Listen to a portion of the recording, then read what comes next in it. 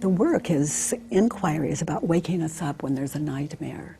And people say, but Katie, you know, it's still just a dream. And is it, yeah, no dream, no world, no existence. And there isn't existence, but isn't it wonderful we can still dream it? Yeah, I think if I personalize it to a degree, I would say that, and that's why I asked you about diligence earlier, it's like when things are going badly, then of course one inquires, and it's pretty unintelligent not to inquire.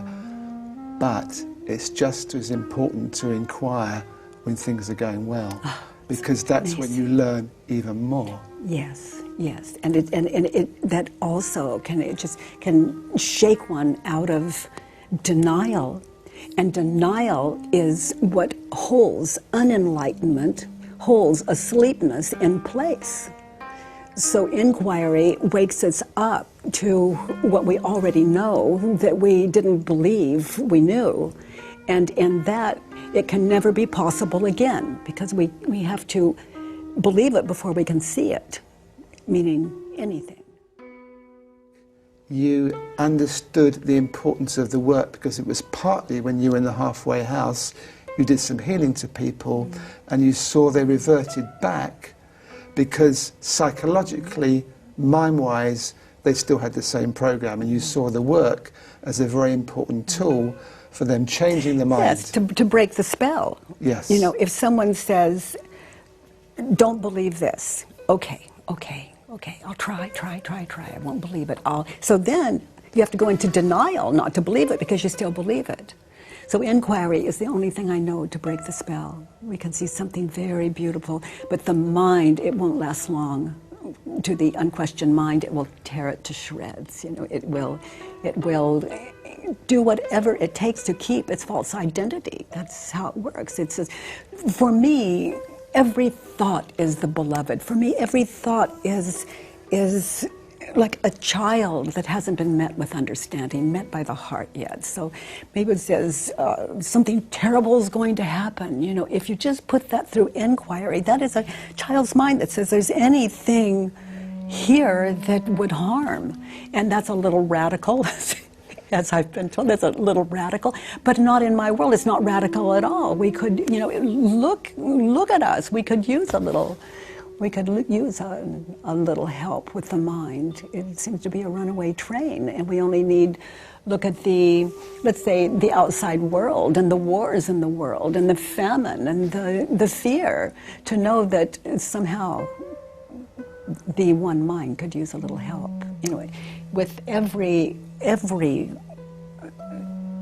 apparent person in the world, if you put all of those bodies together, actually, just drop the bodies, you have one mind, one schizophrenic mind. So when there's one, let's say, enlightened mind, it begins to shift everything, and it just begins, and there are a lot of wonderful minds. As I see something like your program, waking up to a little reality. Is there something in you that has consciously maintained this vigilance of inquiry, or is it such a natural, automatic process now? It's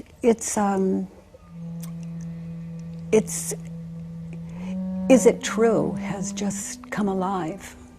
It's a part of mind. You know, that mind says, let's say, using that prior example, something terrible is going to happen. And then over here there is complete wisdom. No one holds more than another. It's total, it's complete. But it's the same mind, you know, and then let's say in the center is it true? Like something terrible is going to happen. And if that same mind asks, is it true? And just waits, then this will penetrate. Enlighten it, wake it up. But that's what's so important about stillness, about just being still and listening, and to contemplate on, is it true? It's very powerful. It ends internal Velcro, and that is true attachment. You know, attachment falls away. Mind is safe, to use your word, in releasing what it believed, and in that fourth question, who would I be without it? You begin to notice that you're okay. And there's no moment that you have never been until finally you begin to understand that not this.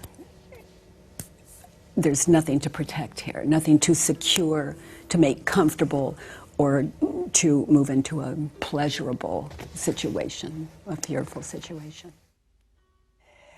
The mind's ability through inquiry eventually to, again, use your word, just to trust that I am not this, and without this, there's nothing to lose. It is just mind's play. And that's a beautiful thing.